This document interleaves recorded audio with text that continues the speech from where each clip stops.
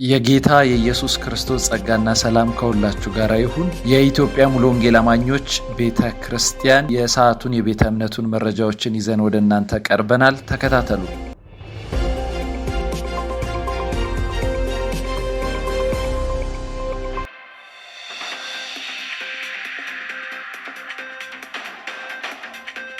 የኢትዮጵያ ሙሉ ወንጌል አማኞች ቤተክርስቲያን የመሪዎች ኮንፈረንስ በአዋሳ ተጀመረ።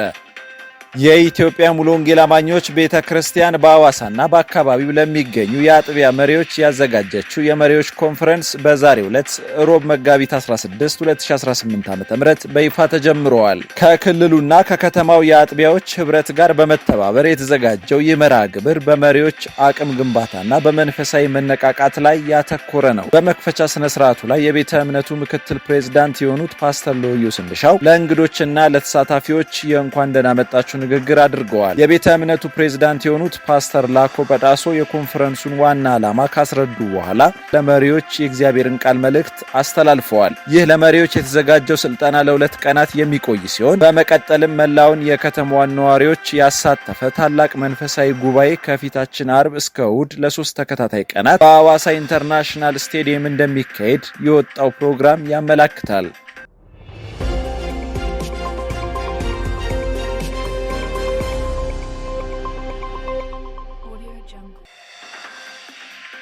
ተጽዕኖ ፈጣሪ ባላደራ በሚል መሪ ቃል መሪዎች ላይ ትኩረት ያደረገ ስልጠና ተካሄደ።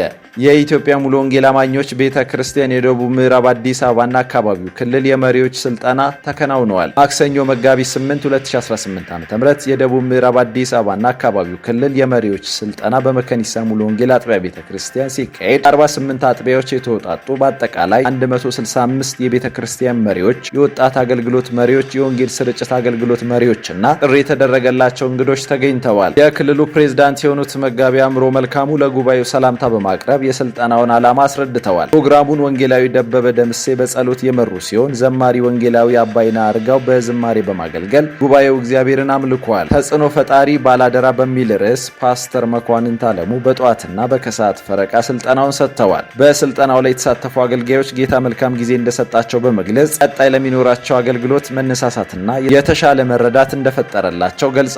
የደቡብ ምዕራብ አዲስ አበባና አካባቢው ክልል መሪዎችን በተመለከተ ከዚህ ቀደም በተለይም የመጽሐፍ ቅዱስ መርሆችን በመከተል አሁን ባለችው የክርስቶስ ቤተክርስቲያን እንዴት ተግባራዊ ማድረግ እንደሚቻል መሰል ስልጠናዎች አዘጋጀቱ ይታወቃል።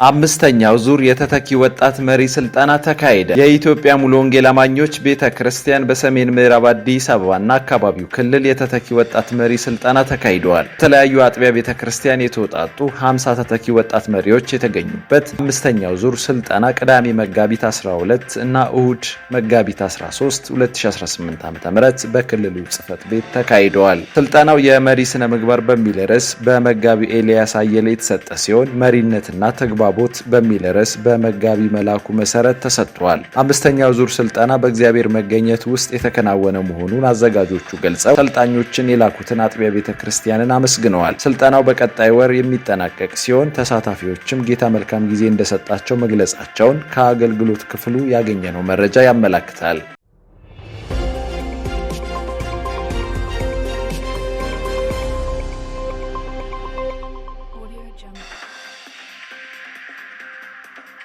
የተተኪ ወጣት መሪ ስልጠና ተካሄደ። የኢትዮጵያ ሙሉ ወንጌል አማኞች ቤተክርስቲያን የደቡብ ምዕራብ አዲስ አበባና አካባቢው ክልል የተተኪ ወጣት መሪ ስልጠና ተካሂደዋል። ሶስተኛው ዙር የተተኪ ወጣት መሪ ስልጠና የደቡብ ምዕራብ አዲስ አበባና አካባቢው ክልል መጋቢት 5 እና 6 2018 ዓ.ም ለ2 ቀናት በክልሉ ዋና ጽሕፈት ቤት ሲካሄድ በአዲስ አበባና በሸገር ሲቲ አካባቢ አጥቢያዎች የተወጣጡ ተተኪ ወጣት መሪዎች ተገኝተዋል። ስልጠናውን መምህር ደስ ይበለው ደምሴ መሪነትና ራዕይ ተልዕኮ ዓላማና ተግባቦት በሚሉ ርዕሶች ሲሰጥ በወንጌላዊ ብሩክ ደስታ መሪነትና ጥንታዊ ጴንጤቆስጣዊነት በሚል ርዕስ ስልጠናው ተሰጥቷል። ተሳታፊ ተተኪ ወጣት መሪዎች ጌታ መልካም ጊዜ እንደሰጣቸው የገለጹ ሲሆን የክልሉ ፕሬዝዳንት የሆኑት መጋቢ አምሮ መልካሙ ይህ ተተኪ ወጣት መሪ ስልጠና ቀጣይ ቤተክርስቲያንን የሚረከብ ትውልድ ለማዘጋጀትና በሕይወታቸው የጽድቅን ተጽዕኖ የሚፈጥሩ ወጣቶችን ለማብቃት መሆኑን ገልጸዋል።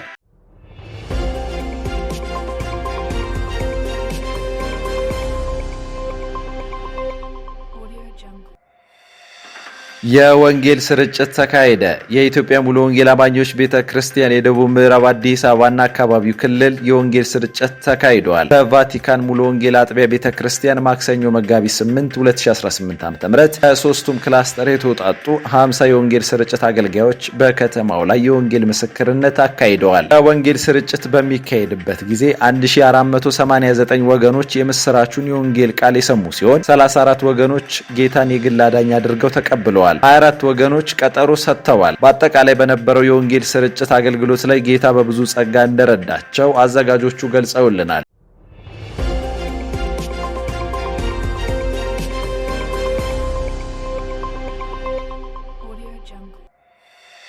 ለቤተ ክርስቲያን መሪዎች ስልጠና ተሰጠ። የኢትዮጵያ ሙሉ ወንጌል አማኞች ቤተ ክርስቲያን ምዕራባዊ ደቡብ አካባቢው ክልል የመሪዎች ስልጠና ተካሂደዋል። ከመጋቢት 2 እስከ 4 2018 ዓ.ም በጅማ መሃል ከተማ ሙሉ ወንጌል አጥቢያ ቤተ ክርስቲያን ከ73 አጥቢያዎች የተውጣጡ 92 የቤተ ክርስቲያን መሪዎች፣ መሪ እረኞችና ሌሎች አገልጋዮችም ተሳትፈዋል። ከቤተ እምነቱ ቢሮ በተወከሉት በፓስተር ምንዋብ ተካ የ5 ዓመት ስልታዊ እቅድ ዙሪያ ስልጠና ተሰጥተዋል። በስልጠናው ላይ የተሳተፉ መሪዎች እግዚአብሔር ቤተ እምነታችንን በብስለት እና በእውቀት ወደ መመራት እያሳደጋት እንደሆነ በማየታችን እግዚአብሔርን ከልብ እናመሰግናለን በማለት አድናቆታቸውን ገልጸዋል። በተጨማሪም በዚህ ወቅት ስለ ወንጌል ተልእኮና የአማኞች ኃላፊነት በሚል ርዕስ ትምህርት ተሰጥቶ ፕሮግራሙ በመልካም ሁኔታ ተከናውነዋል።